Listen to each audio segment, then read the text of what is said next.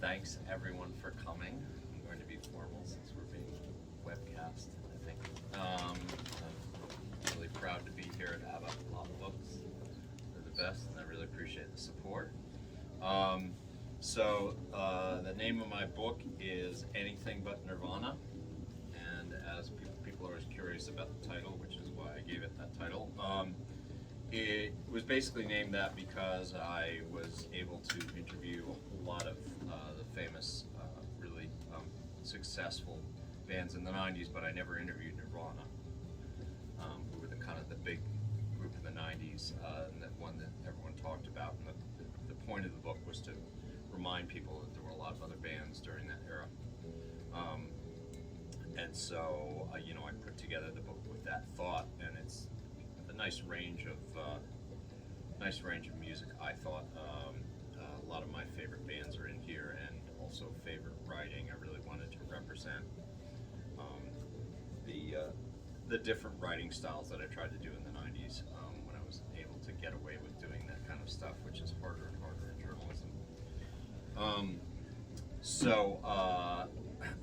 I guess I was going to read a little bit from this. How about your rejection letter? Yeah, you wanted me to read my rejection letter? Okay, so it starts with the other thing that sort of inspired the title was the rejection letter. One rejection letter I got from a pitch, and this is back in the day when you had to literally type out a letter, put it in an envelope, and mail it to communicate with people. I started just kind of pre-email even.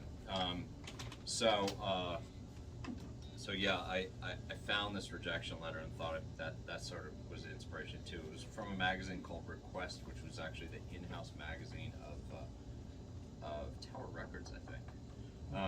Is that right? Yeah? Okay, so this is February 5th, 1992. Dear Eric, thanks for giving Face the Music some thought. That was a section of the magazine. Unfortunately, A, Nirvana will be ancient history by the time the issue we are currently working on hits the stands in April. B, it's not very funny, which is probably true. However, you are on the right track. Let me know if you have any other ideas. Thanks again. Jim DeRogatis, assistant editor. And for those of you who know Jim DeRogatis, he's now kind of famous for all of his work with the Chicago Trib and other places there, mostly for sort of exposing R. Kelly's shenanigans, I guess, for lack of a better word. And Jim approved me reprinting this, and we sort of laughed about it together. Obviously, Nirvana was not ancient history, and they still aren't ancient history. You have any other favorites you want me to read, Schwab? Well, I like your first with Ween. Give them a little history of that. The first piece in the book, it's not the very first professionally published piece I have, but the first piece is on Ween, and they kind of gave me my, I kind of got a start as a national writer because I was able to write about Ween, because these were two teenage kids who were literally playing in living rooms and then in these bars that I'd hang out in, and they got this national record deal and with their first record, and it was just amazing, and no one else had access to them. I don't think they had the record label was in Minneapolis and they were in New Jersey. No one really had access to them, and I was like, I have access to them, and so I was really close to them for the time, and this was the first national piece on Ween. So I guess I'll read a little bit of this. Follow the crowd is what the back of the Ween matchbook says. It also prints the phone number of Diener's real name Jimmy, little sister. Jean, real name Lovechild, had absolutely nothing to do with it.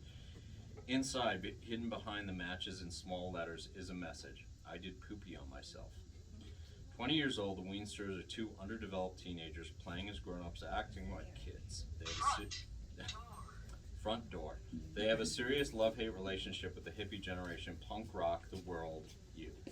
They're not Hazel Adkins, Eugene Chadbourne, Daniel Johnston, Jonathan Richman. They are also not Curtis Mayfield, Isaac Hayes, George Clinton, or the JBs. And definitely they are not Prince. But maybe, hey, who turned on the lights? We have been together for 5 years now, fueled by everything and anything you could name, but mostly whatever causes euphoria and panic, intense and misaligned contempt, masturbatory self-loathing. They have a double album, long play CD cassette on Twin Tone called God Ween Satan the Oneness.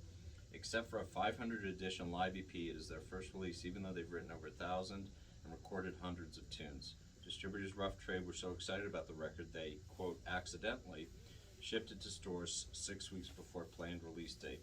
Within 2 weeks, Sub Pop had contacted Ween to do a single of the month. That was a big deal back then, by the way. Within 3 weeks, the album was on industry tip sheet CMJ's cover. What gives?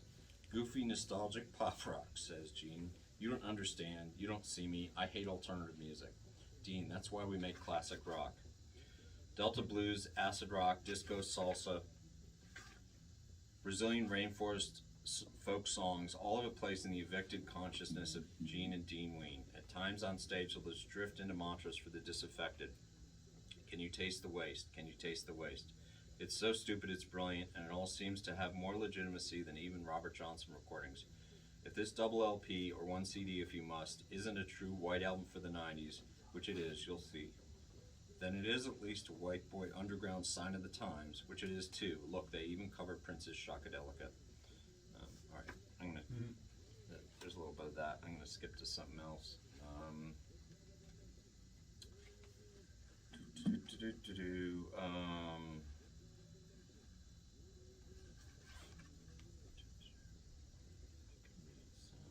Mazzy Star. So the Mazzy Star story is funny because I was a huge fan of this record, which is probably really still well known. And it's a great example of sort of not wanting to meet your heroes. And I reprinted it in this book because I thought it was a really interesting thing to include, stories that weren't all positive. Memoirs and collections tend to be like, oh, everything was wonderful and everything was great, and a lot of the objective of this book was to say everything wasn't great, everything wasn't wonderful. It was a complicated time. So this piece is called Is This a Bad Time? You don't want to know, really. If you're a fan of Mazzy Star, if you've enjoyed the haunting music of David Roebuck and Opal, Clay Allison, Rain Parade, and the sensual words of Hope Sandoval, I kindly suggest you turn the page. You don't want to know what's behind the sounds, who the people are, how they live their lives, what they have to say, because it won't bear up to the romantic images they're crafting folks. And even if you do want to know, well, maybe Mazzy Star don't want to tell you, really. I think music in our culture is really overanalyzed, says Mr. Roebuck. I think it would be healthier if people would go back to describing music in musical terms, less in terms of the point of view of observing and analyzing trends and patterns in our immediate culture. There's so much emphasis on that. Fine. Mazzy Star's new album, entitled So That Tonight I Might See, is an enveloping blend of gospel organ, country strummed guitar, bluesy bottleneck dobro, and breathy plaintive vocals. Among many, it recalls the more meditative moments of The Doors' Love. They cover Arthur Lee's 5-string serenade, Buffalo Springfield, and Velvet Underground, the crackling country blues of Robert Johnson and Hank Williams. In those respects, it's not far from their first album, She Hangs Brightly. It also adds light touches of indigenous musics and reminisces of Joni Mitchell, Loretta Lynn, and even Dolly Parton. More than that, you do not need to know. I'm telling you, turn the page. By the way, this article was also a little bit inspired by a book some of you might remember from kids, Grover's, what was it called? There's a Sesame Street kids book. It's Grover. You know what I'm talking about, right? You remember that book? Exactly what you're talking about. Yeah. Yeah, Grover, there's a monster at the end of this book. Yeah. I have that on my in front of my couch. Spoken word, yeah. I bought it again last year. Oh, nice. There's a monster at the end of the So I would, one of my biggest influences as a writer, no lie, was Mad Magazine's Snappy Answers to Stupid Questions book. And so I would make references to things like that. And I don't know, for some reason, this is long before my daughter was born, for some reason I was inspired to reference that. Anyway, let's see, I'll just read a little bit more of this. I thought I wanted to know more than that, which is why I pursued the opportunity to speak to Roebuck and Sandoval over the phone. I thought it might be interesting to find out whether they identify with the many groups they're compared to, or how they reach the warm, atmospheric qualities of their songs, or why Roebuck's records are almost always spaced apart by several years, or hell, what their favorite flavor of jam is. David, this album is only the second you've done since 1987. It was originally scheduled for last year. Are you a perfectionist, or do you like to take time off and do different things in between recording? Yeah, I think that, pause. Well, this particular collection of songs, pause, you know, we've done a lot of different work, different recording, and I think maybe I just have not been as, pause. We certainly haven't been releasing everything, all the things we've worked on. We've done a lot of experiments, and I don't know, it's just worked out that way. When we actually do our recordings, it's very live, it happens very quickly, so it's very ironic that it seems the way it is. Am I the only person that's mentioned this? David. You know, we haven't really been that involved in the music scene, if that's what you mean. Hope. No. I don't know whether they were reading magazines, eating, watching TV, having sex, reviewing their medication schedule, or just making jokes at my pathetic expense. But David and Hope's minds were quite apparently not devoted to giving me a piece of them. Every seemingly simple question provoked long silences and mostly tepid replies. So David, who plays on the new album? Is it the same people? Keyboardist Suki Ewers, bassist William Cooper, drummer Keith Mitchell. As on the last one? Yeah, more or less. Pause. There was, pause, pretty much the same people. Pause. Maybe a little bit of variety. Pause. But for the most part done, pause. Pretty much in a similar way.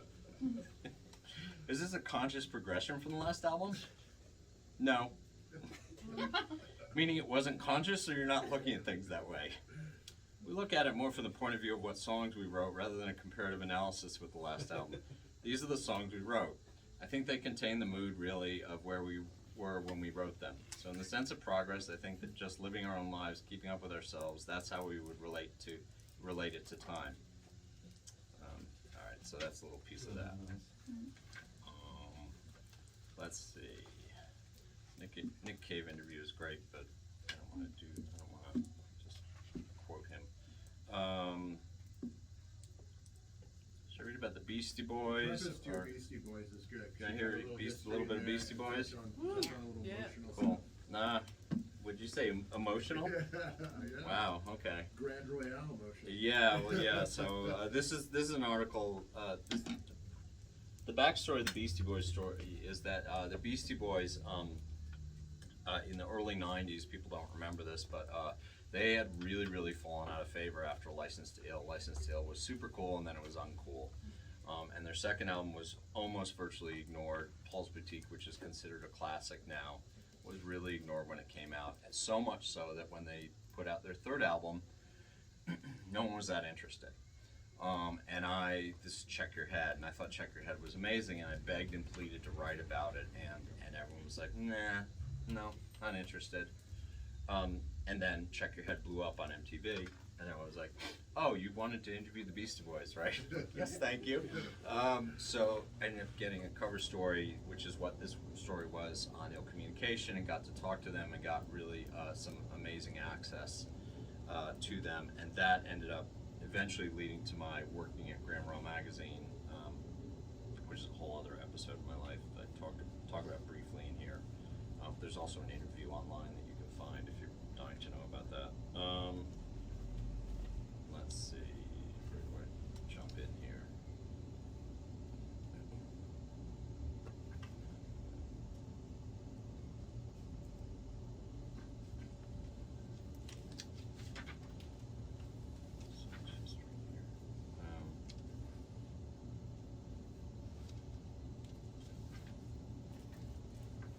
Okay, so the article is called Boys Entering Anarchistic States Towards Internal Excellence, which was the original acronym of Beasties, or When Two Are Served, All Might Eat.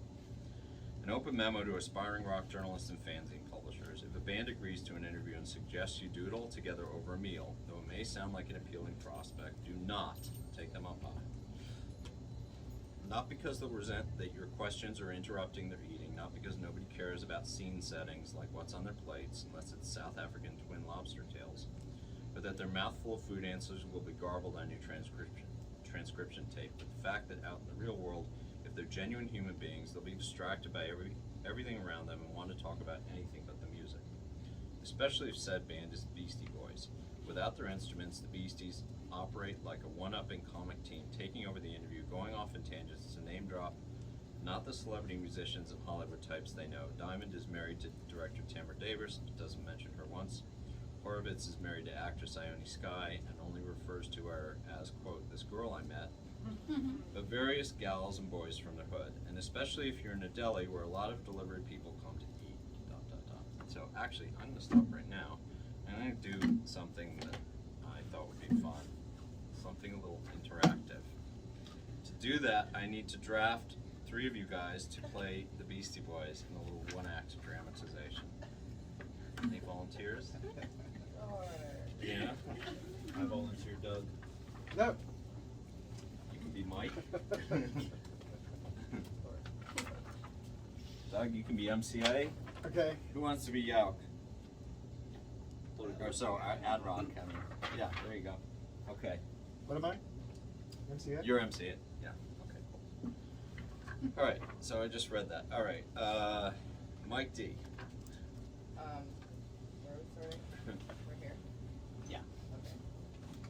That's fly. FedEx uniforms are so sweet. It's ridiculous. They even give you the fly golf sweater, the V-neck. How fly is that? It's the violet color on there. I like the UPS ones better, that's me. I'm coming, FedEx. They were dark green, they'd be a little cooler. Check out these new ones. They got stripes right around here and right around the sleeves. No, not these guys. They're called... Oh, Airborne Express. Their outfits are right. They're not up to par with the FedEx. See, I think UPS are dope because they got the vest and the winter coat. No, FedEx got the bad winter coats. I remember one time telling Two Money, who went on to be famous on Yo MTV Raps from Strong Island, he showed up at Chung King's studio wearing a FedEx outfit, and I said that was the best shit ever. It turned out he was actually starting to work at FedEx. I just thought he had the outfit. I've been trying to get that shit. Yo, yo, yo, check it out. My man, the UPS guy can't even show his face now. The FedEx guy walked in. Where'd he go? My man is cooling in the back. UPS is hiding now because he saw the FedEx step to him. You know what shit is large? The FedEx jumpsuits. The winter jumpsuits, the one piece, fucking shit up. Coverall, you mean? Nothing wrong with coverall.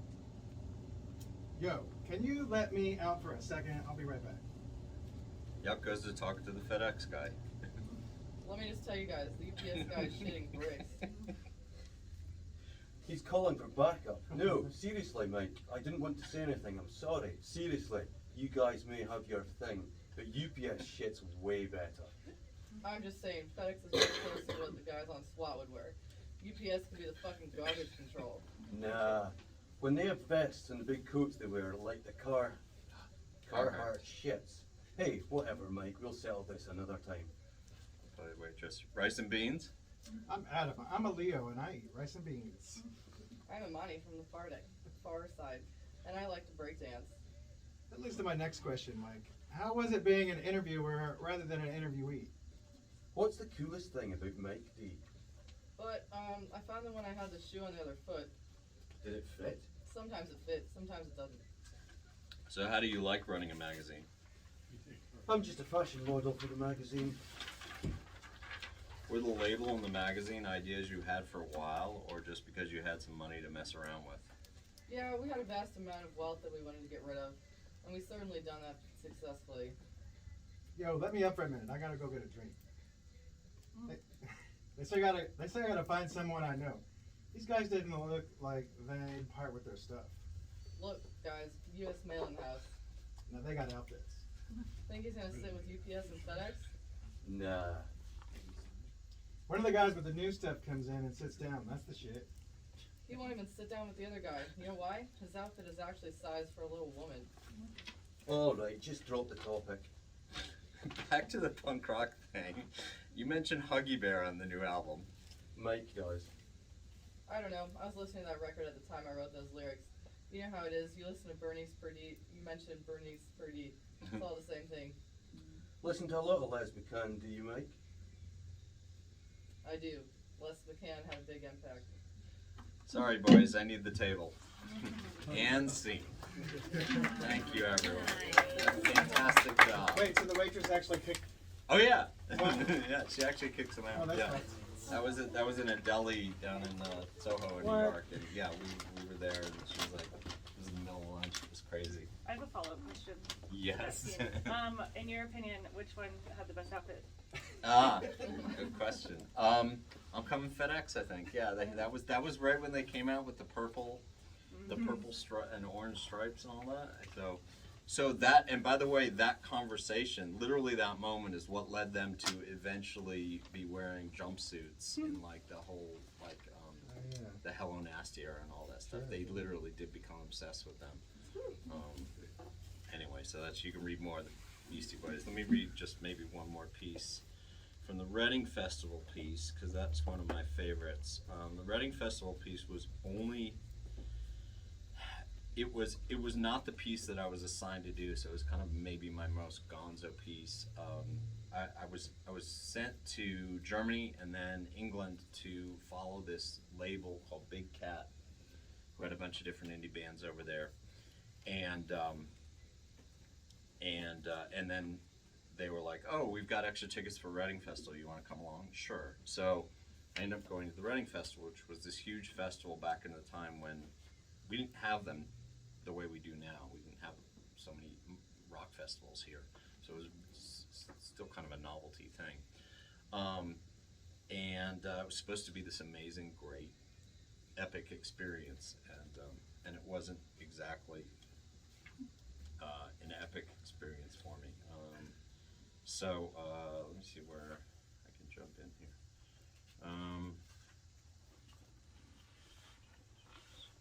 It's just a very long rant, and the reason why this piece means a lot to me is because generally 90s music journalism was just all positive. It was all, this band's wonderful, that band's wonderful, everyone's amazing, everything's fantastic. Even things like Mazzy Star, it was a stroke of luck that they were willing to have me publish that, or didn't dare tell me that they wouldn't publish this piece that wasn't positive, you know. But the Reading Festival piece was only ever published in a fanzine that I did together with a guy called Scott Crawford, who has since gone on to be a documentarian, and he did a documentary on Cream Magazine, and what's the other one? He did one on DC Hardcore, which is where we lived. So he's really great, and I'm proud of the fact that he's gone on to do such great things. Let's see. No one in the sea of flax and hacks past the burly bag checkers, confiscating cans, bottles, and food, not weapons or tape recorders, seems to have any idea of how many people are here for the weekend, or at least they're not telling me. Never trust a Britisher when they say they don't know. It means they won't say. Perhaps they're afraid of it being compared to the other festivals. Phoenix, which seems more alternative, or Glastonbury, which seems less, or the just happened Woodstock 2, or especially Lollapalooza. Considering that's a tour, not a single 3-day event, and that the biggest Lolla in Philadelphia this year had about 45,000 people, which can't come near this crowd. No comparison there seems fair. But as Lolla was directly inspired, so we've all been told, by this festival, other comparisons are interesting. The guest area is a circle of tents just to the left of backstage, one large canopy over the bar and catering, where the food is marginally awful, but less so than what's outside. I mean in the rest of the country. Yes, you have to pay. Then there are 2 other tents festooned with the advertisements of Carlsberg and Bud Dry beers that seem to have unclear purposes but are clearly not open to everyone. That obviously is where the free stuff hides. Then there's the entrance to the real backstage, which even more clearly is not open to everyone. I want to complain to someone about my lack of access, but as most of the Big Cat posse don't fare any better, well, I'll just wander off muttering. Outside, I mean in the main festival area, the food offerings are considerably more impressive than the average Lollapalooza, if you have the stomach for such things. Dozens upon dozens of trucks affiliated with no apparent franchise sell everything from marshmallowy ice cream to tandoori to, God, there's this one truck I passed by that's just piping out this odor that smells like crotch. I mean stanky pants. Yuck. I have to cover my face like it's tear gas when I walk by. They are doing a brisk business. Stalls with about 800 t-shirts and other Generation Hex trappings, old army clothes, CDs, hippie shit also line the sides and center of the field. Advertisements for booze and music, something you'd never see at the holier-than-thou Lollapalooza, line whatever empty spaces there are on the barriers. somehow the crowd's integrity doesn't seem compromised. There are no futuristic or mind-expanding exhibitions here, but the Melody Maker and Loaded comedy stages are both much bigger than anything corresponding at Lolla, each enclosed in their own big top tent. Let's see. By the time I'm brave enough to face the throngs again, Hole are on. It's their first show in England and practically anywhere since both Courtney Love's hubby Kurt something and her bassist Kristen Pfaff have done the two-step with Mr. D. The set, to be charitable, sounds like shit. Hole's new bassist, whose name I'm told is Fifi Francois, is not the problem. She's doing a very simple job just fine. It's the endless minders and techies that come on stage to guide Courtney to the microphone and light her cigarettes and plug in her guitar in between songs that slow things down. Courtney's apparently been spending more time on the internet than at the rehearsal space. And Eric Erlandson, the only remaining member of Hole since pre-hysteria, man must have the patience of his Zen master, is playing like he's underwater with ether in his diving bell. Me and Evan have never played Hide the Sausage, so shut your fucking mouth, Love announces before playing her new hit, responding to a rumor about her and the head lemon, which we all know is true, but don't care. Read between the lines, the stumbling Courtney, having turned into Gloria Swanson before her time, is really saying, whatever you do, don't stop obsessing on my every little move. She slurs sings, I miss world, somebody kill me. Any takers?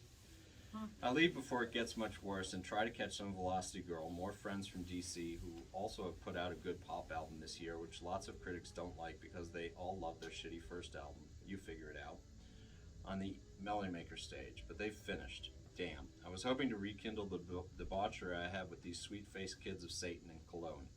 Ah, bless the gods. Drummer Jim peeks out from backstage, yells my name, and waves me back. I'm willing to let bygones be, since this man must have been beyond all reason when he made a complete ass out of himself and me a week ago. But he remembers it all, puking, grabbing women, spreading incriminating lies, breaking glasses, and unrepentantly figures it's all more fun than being, well, safe, clean indie rockers. I'll drink to that. Where the fuck is your beer? That's good enough. Jim Spellman, who I was just talking about, went on to be fairly high up at CNN, I think. Yeah. Funny stories. Anyway, thanks everyone for coming. I guess am I supposed to ask questions, see if there's questions or something? Any Q&A? Questions? You want to drill me on anything? I have a question. If you could take any music Am I going to act, need math? Is this? if you could take any music act and erase all of their music for all time, who would it be? Did you say erase? Wow. Yeah. Erase. So that they never exist ever again. Wow. Wow. Gee, I guess most people want to say Nickelback, right? But Nickelback actually isn't that, intentionally offensive, I don't know if there's anyone in particular. There's nothing like you hear a song on the radio or a grocery store and you're just like, you have to leave or, I never liked Journey, and the whole retro Journey thing that came out a few years ago would deeply upset me, and I always have to turn that off when it's Really? in the car. Yeah, Nice. yeah. You have an emotional reaction? Yeah, Yeah. bad memories. Yes. With the gift of hindsight, who do you think you were most wrong about? I'm not sure hindsight is a gift. Yeah. Who was I most wrong about? Who do you think? I love the is there anybody negativity that of all you- these questions. It reflects the speaker. I was wrong about a lot of bands that I thought would be bigger than they are, for example. So in that respect, I guess I was wrong quite a few times. Well, a good example in here is I do a piece on Disposable Heroes of Hypocrisy, which was Michael Franti's very, very political band before he formed Spearhead, which he's gone on to do for like decades, and that's a very positive, just kind of groovy band, that doesn't really have any kind of heavy message at all. So I was wrong in that I thought that was his statement, and that he would go on to have a really, really hard statement.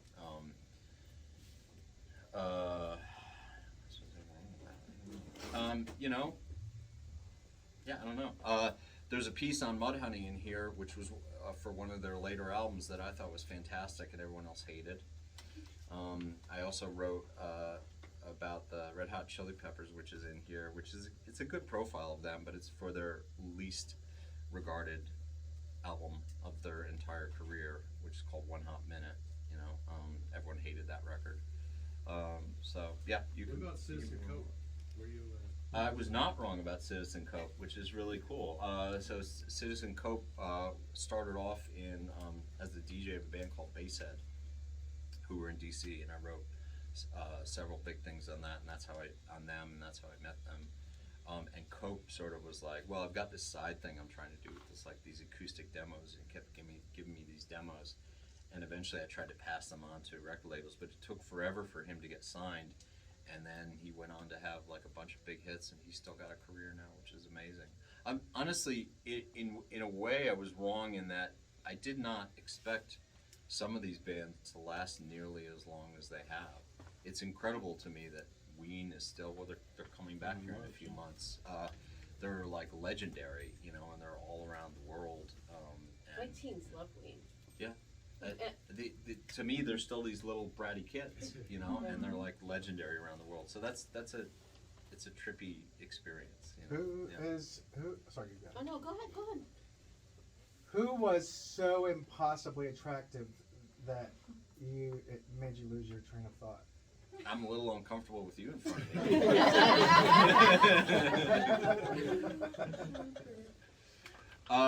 That didn't happen to me with musicians. No? I don't think ever. No. But when I was writing for Us Weekly and doing tabloid stuff, I definitely remember when I met Charlize Theron in Oh my person. God. I literally, like, my mind went Right. blank. Right. Because a lot of actors and actresses you meet in Hollywood, they're not that amazing in person. They're as good looking as you or I or anything. You know, it's kind of the trick of the camera. There's certain charisma they have. But she actually looks every bit as good on screen. She might be 6 foot actually. Yeah. So, I was dumbstruck when I met her. Right. And dumbstruck for different reasons when I met Bill Murray. Oh wait, why? Why happened? Expand on that? When I met Bill Murray, it was weird because literally this is not in this book. This is when I was working for Us Weekly, and I was meeting huge stars all the time, having one-on-one conversations with people like Steven Spielberg, and just like I had incredible access when I worked for Us Weekly in Hollywood, and so it was no big deal for me to go to some event and meet tons of famous people. And then when Bill Murray was at this one event, and it was like a wave that came over me, and I realized how much this guy was like a hero to me and how much I loved so much of what he did. And I was just like, and it was not expected at all. It was just like, it was just really crazy. Yeah. So that didn't ordinarily happen. What did you want to ask? I just wanted to know why you think, you know. Like, anyone would be interested in this book? No. I'm still hungry. No. I just because my kids are so into, like, I have one that's more into like Hendrix and stuff like that, but I have one kid that's like super into 90s music. Cool. And like is saying to me things like, why didn't you go? You could have gone to the second Woodstock and you didn't. Like, Which was a travesty. Which to me would have been like, you know, but for her it's like Korn and Limp Bizkit and like all this stuff, right? Why do you think that the music of the 90s really resonates today with a lot of our youth? Like, what do you think it's about? So I think it goes back to the subtitle of the book, which says Other Heroes and Happenings from Rock's last great era. I think that the way we relate to music has changed, and I think that's partially because of technology and partially because of the internet. And this was the last era where this kind of writing made a difference, and it had an impact. It actually had value, because since then it's much better to communicate and find out about bands through any other means. Back then, you didn't know anything about a band unless you read something about them. You might not even know their names. You certainly didn't know what inspired the songs or what the lyrics were, anything beyond that. So a band was able to build up an identity, and the identity mattered. You know, I think you'd be hard pressed to think really hard of any band, even bands you really like now, and think about what you know about their backgrounds and why it matters. You know, the 90s was the last era of what maybe started in the 50s of wanting to know more about these artists as artists, you know, and wanting to know about them as celebrities and personalities and things like that, and having an attachment to them. You know, I think even the bands you might love now and play all the time, you don't necessarily have an attachment to them. You know, you might go see the show and say like, oh yeah, that was cool. You know, but you're not wondering about like, you know, what kind of soda Florence and the Machine loves to drink, you know, or what they, you know, or whatever, you know, where they're going on vacation or something like that. So I think it's that kind of connection, that kind of identity that people connect with, and that's just the most recent era that was the internet, you know. Do you think that, I'm sorry, No, go ahead. just a quick follow-up. Yeah. Do you think that video killed music writing? Along with video itself, no, but along with the internet and the accessibility of video. So, for example, I don't think MTV by itself killed it because you couldn't dial up things at any time and see them. It's more about YouTube and anything on the internet, and the fact that you can just find things out like this makes them all less special. You know, it's great to me. I remember that era, and it's great to be able to access this stuff whenever you can. But I think people who only know the era, when you can access everything, they're like, oh, doesn't matter. You know, you're not gonna obsess about it. You're not gonna share it with your friends over and over and over again. You're not gonna watch that video 20 times or every single time it comes on. You're not gonna stop everything to watch it. You know. That makes sense. Yeah. What do you think about the difference in how musicians, I mean all celebrities I guess, but musicians especially, have gone from, like if you, I hate Almost Famous, but like it's a good reference. That's interesting because I love that movie. Yeah, everybody does. So, but like in that movie, Yeah. there was like a certain kind of Go on. thing, you know, where back in those days, Yeah. musicians would be embedded with bands or Yeah, musicians. yeah. And then by the late 90s and the early 2000s, it was all phone calls. I Yeah. mean, sometimes you could go like backstage and stuff, like I did, Right. you know, but a lot, you're doing a lot of phoners. Then after that, it's a bunch of emails. And now it's this musician did something on TikTok, and now we're just saying what they said on TikTok. So Mhm. now we've seen this incredible arc happen where Yeah. you have somebody with a band for 3 days on the road or longer, Right.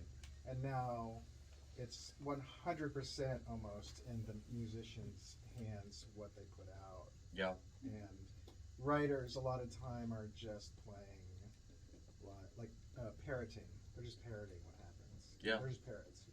What do you think about all that? Am I and wrong? You're not wrong. And the majority of the stories in here are first-person experiences, and a lot of them are the ones where I went on the road or spent time with them.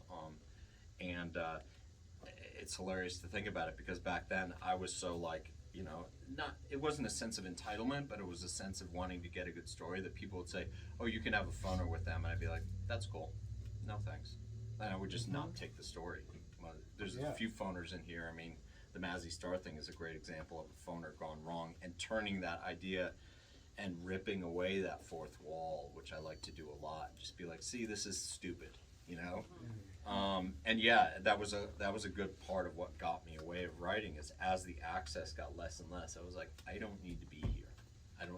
You're just using me to parrot your story, and you're not even interested in what I might be able to add What do to you think your is story, lost you know? now? What is lost from that? Between, Well, yeah. I mean, what's lost is that interaction. You know, there's a value to that interaction with the artist, and there's a value to the artist too. And I don't think they realize that. You know, I mean, I think if you looked back at the history of rock writing way before me, you know, the stuff that I was all influenced at, the involvement of rock writers, Cameron Crowe and all of his peers. The involvement in the stories actually added to the stories. the artist being able to interact with people who had thought that much about their music allowed the artist to think, well, there's more, I'm doing more here than I realized, or maybe I want to go in this direction next. So it was feedback that was valuable to them, and I don't think they realized that getting feedback through social media is not the same thing. It's great, you can get amazing immediate feedback, right? But you're still getting it through this filter that's different from human interaction. But what about the upside though? Because I think about all this stuff a lot. Yeah. To me, like, there's also an upside. There's a lot of upsides. Like, that immediacy like is an there upside. I mean, there were people in the media, unlike you and me, who might be super sucky. Yeah, And who sure. might destroy a band, you know, or something that didn't need to happen, or they would guide people to the wrong bands, bad bands, or something. Well, that happened a lot, and you know that's what I would point to the bands I didn't write about. In my personal opinion, the bands that got huge that I thought were not interesting. But I mean, I don't think that there was, you know, there's to a certain extent there's no accounting for taste, and I don't think that many people are going to love a band that has no merit at all, even if I don't like it. You know, if it's, you know, if just because people pointed to them, you know, I don't think we're gonna, you know, end the mass hysteria and convince everyone that Def Leppard are really terrible, you know. People, I just don't like them, you know. So I don't think that there was that much sort of chicanery in terms of pointing with media, in terms of pointing to bands. It might have been more so with radio and pushing bands that weren't that great, you know. But again, I don't know, you know, I mean, whatever, you know. In terms of the things that have gotten better, you know, yeah, the immediacy is great, the accessibility is great, but it's also upended the music industry, you know, in terms of like people don't pay for music the way they used to now, and so consequently concert tickets are hundreds of dollars. That seems outrageous because the band's got to make their money, and the machine behind the band has to make their money, you know. And I don't think that's a solution. I don't think that's great at all, you know. That concert tickets are so prohibitive, because I think it also takes away a lot from the experience to not be able to go to see concerts. If I thought about all the concerts that I saw when I was growing up for, you know, $5, $10, or $20, which maybe would be up to $100 in today's money, that now would, you know, be $300 to go see any of them, you know. That's just, I never would have seen all of these. I never would have seen as many shows as I was able to see, which weren't even as many as I wanted to see, you know. So I think that's sad, and I think that that's taken away a lot from current music, you know. Did you ever piss anybody off, like, say, Henry Rollins? That's in the book. You know the answer to that. Elena? Hi. Hi. Pops. Yeah. So you mentioned earlier that, like, you know, interactions between musicians and, you know, their fans have changed. How it's like less authentic. What do you think of, you know, the rise of stuff like fandoms and, you know, stan culture and people who are willing to pay $750 to go see Taylor Swift sing the same 5 lyrics again? It's really interesting, right? So the fact that you have to sort of join this fan club, and there were fan clubs back then, but it would be something where you'd get an opportunity to like buy a lyric sheet or a T-shirt or something like that, you know. You wouldn't necessarily get prior access to tickets, and if you did, there was no fear that all of the fans were going to buy all of the tickets everywhere. So now you've got these huge, you know, things that people can join, and it's almost like you have to join that, or you're not even going to get tickets. Sam's Club. Costco. Yeah. So it's weird, right? It's weird and it's different, and I guess in some ways it's positive if you do want to make sure you get that access. I think shows have really changed, Elena. They didn't used to be as elaborate as they are now. Like Taylor Swift's concerts are like this huge stage spectacle, right, with all these effects and stuff like that. Back then, they didn't even have, you know. You were lucky if you got a video screen that showed the band, and they might have a big backdrop, a banner. That was it. It was just the band. You know, they were just playing. You know, they had to rely on their clothes to look interesting. You know, so that's all just gotten different. I guess that's cool in a way. You know, it's cool, but if but if that's what's making the thing cost $300 versus $30, I'd I don't know. I might opt for not having that much production if I can see the actual artist, which is what matters, you know. As far as fandoms, I mean, I think it's great that people can relate to the bands as much as they want to, because back then it was really, really hard to connect with a band or to learn more about them, and that's why this media was important, because it was the best thing you had, you know. It was very imperfect, and it could often be filtered through a writer who's an idiot, you know. And I did have colleagues who had opinions that were just bizarre and weird and bad taste and things like that. But that probably some of them think I'm bizarre and weird and I had bad taste. I don't know, you know. So you can cut through that, and I guess that's good. But at the same time, like I said, it relies on the artist is going to be the artist, and the people they've chosen around them is the only version of their art that you're ever going to see, you know. So I don't know, you know, it's just different in a lot of ways. What do you think about the future of small venues? I feel like there was a bit of a culling. I'm kind of new in town, but I feel like there was a bit of a culling during the pandemic. Las Vegas is like definitely like the big venue, big show. Like, Right. But the small venues, do you have any thoughts? Sure. I wish there were more of them. I actually do think there are more coming up here, and I'm really happy that my friend Andrew back here is starting something called the List.Vegas. I'll put a shameless plug in for it, because that's helping people to find these smaller shows that are happening and understand why they're worth going to. It's tough because people kind of don't read the paper and learn about like show listings the way they used to. Even the Weekly doesn't have show listings the way they do, except Brooklyn Bowl, I guess, you know. But there are all these things going on, and I think smaller venues are really important. You know, they're a great, you know, way to see art that's not already kind of commodified. You know, when people get excited about going to see residencies on the Strip, I just think it's weird, because I think that it's just like beyond over. You know, it's like getting excited to go see Holiday on Ice or something. You know, okay, sure. But that's my viewpoint, you know. So smaller venues are great. I think there's more of them here. I think people just need to kind of like reach out and be involved and realize how much your involvement can make a difference, you know, supporting them, things like that. We went to a show at the Usual Place, a couple weeks ago, and it was a great place to see a band. It was really good. Ozo Motley, you know, we're a legendary band. It was really happy to see. Not Ozo Motley. What did I say? Oh, Os Mutantes. We went to see. We're a legendary Brazilian band, so it was really cool to be able to see them. Yeah. Any other questions? Okay, what's the most ecstatic you've ever personally been at a show? Other than right now. Yeah. You? When you're at a show and you think you might perish from your excitement because you're so excited. Oh my gosh, perish. Yeah. Let's see. I saw the Clash at Bonds. Oh, you son of a bitch. Yeah. So second night actually. So it was the night that they got shut down. Oh. So it was so packed in there. The only thing you could do was pogo, jump up and down, because you literally, and I'm not kidding, Slam you dance. literally couldn't move. My one friend tripped and fell down, and we like 4 of us had to pull him up because it was so hard. We were like thought he'd get trimmed. So that was pretty crazy. And it was a great show, even despite the circumstances. That was great. Let's see.